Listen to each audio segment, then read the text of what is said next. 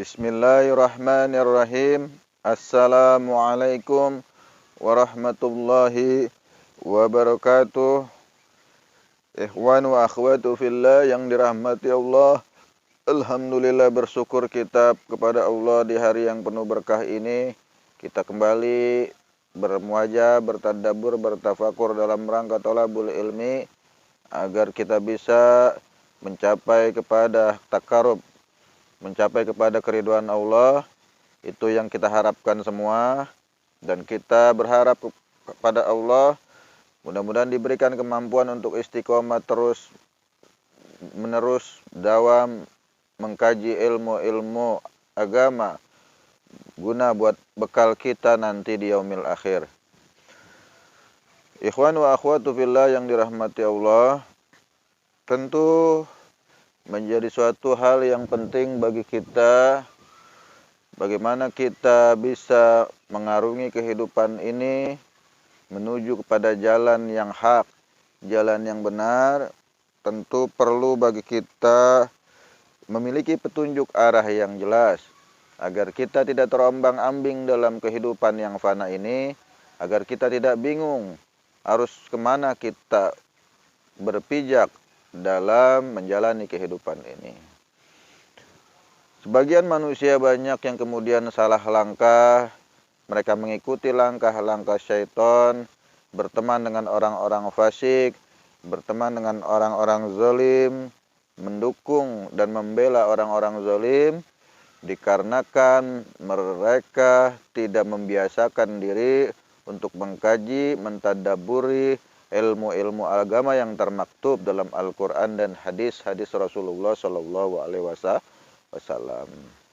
Hari ini Al-Fakir ingin mengajak antum semua mentadabburi surat Al-Ikhlas yang turun di Mekah, kemudian dinamakan surat Makkiyah, berjumlah 4 ayat, surat yang ke-112. Dalam surat Al-Ikhlas, sebagian ulama atau beberapa ulama membahas terlebih dahulu namanya.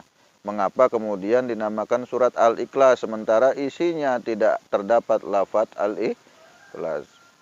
Hal itu karena memang Al-Ikhlas itu memiliki makna tauhid, di mana seorang hamba harus ikhlas untuk menyembah hanya mata-mata kepada Allah Subhanahu wa taala.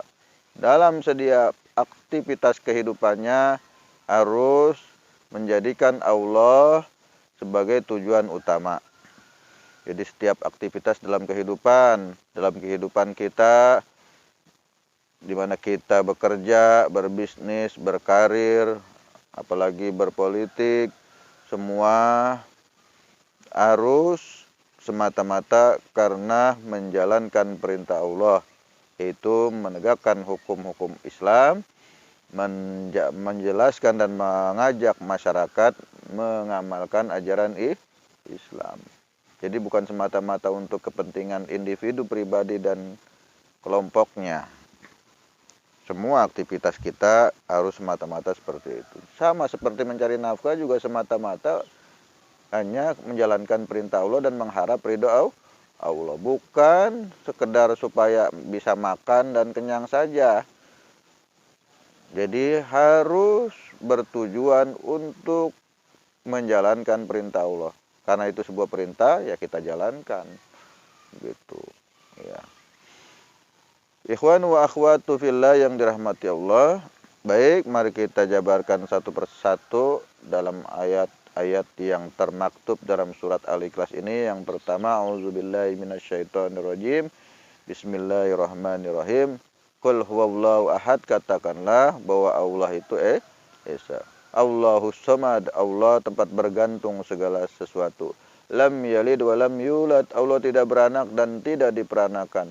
Walam yakul lahu kufuwan ahad, tidak ada satu pun yang menyamai, tidak ada satu pun yang setara dengan dia. Ya, surat Al-Ikhlas ini diturunkan oleh Allah dengan latar belakang atau asbabun nuzulnya itu diriwayatkan dalam Ibnu Katsir, di mana Imam Ahmad meriwayatkan Ubay bin Ka'ab pernah mendengar Rasulullah ditanya seseorang tentang gambaran Tuhannya. Kemudian turun surat Al-Ikhlas. Di surat Al-Ikhlas ini sebenarnya menjabarkan tentang pokok-pokok ketauhidan, di mana kita tidak boleh lagi menuhankan selain Allah. Kita nggak boleh menuhankan jabatan. Ketika kita dikaruniai, diamanahi Allah suatu jabatan, tidak boleh khawatir kalau jabatan kita digeser. Kita menjalankannya itu semata-mata karena Allah. Sekalipun kemudian kita tidak menjabat lagi pun tidak masalah. Itulah orang-orang yang ikhlas, orang-orang yang tidak terjebak pada berhala-berhala zaman now, berhala-berhala zaman sekarang. Karena saat ini banyak orang yang khawatir jabatannya dicopot, kemudian sikut sana sikut sini, fitnah sana fitnah sini, cari kambing hitam, sampai memenjarakan orang lain, sampai membunuh orang lain demi melanggengkan kekuasaannya. Hal-hal seperti itu termasuk dalam kategori orang-orang yang telah menduakan Allah, karena menganggap ketika jabatannya dilengserkan maka akan menimbulkan kemudorotan dan keburukan dalam kehidupannya. Nauzubillah summa nauzubillah. Sebenarnya seorang muslim itu tidak perlu khawatir dalam kondisi dia di atas ataupun di bawah, selama kita masih yakin bahwa Allah itu mencukupi, menjamin kehidupan kita, maka ketenangan batin akan muncul dalam hati kita. Ikhwanu wa akhwatu fillah yang dirahmati Allah, itulah sedikit makna tadabbur kita pada hari yang penuh berkah ini.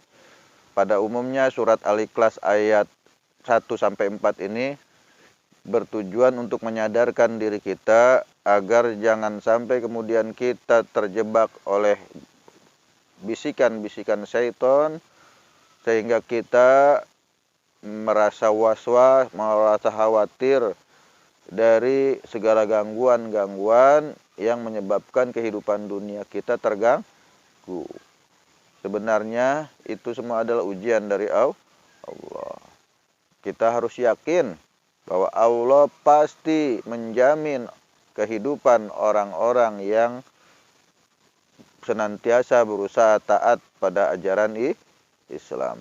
Kesimpulannya, surat Al-Ikhlas ini mengajak kita untuk senantiasa menjaga tauhid dari segala perbuatan-perbuatan musyrik, baik menyembah hal-hal yang gaib seperti jin-jin, tunduk pada jin, juga menyembah kepada berhala-berhala zaman now seperti jabatan, karir, kekayaan, wanita, dan sebagainya. Itulah yang sebenarnya kita sering menyaksikan banyak orang-orang yang kemudian terpuruk, terhina dalam hidupnya karena tergoda, karena tunduk, bertekuk lutut pada wanita, tahta, dan harta.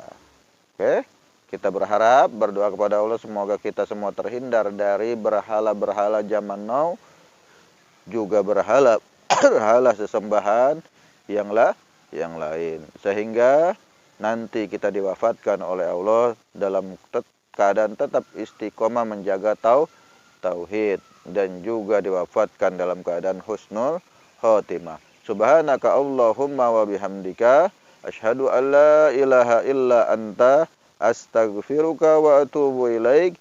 Summa salamu alaikum warahmatullahi wabarakatuh.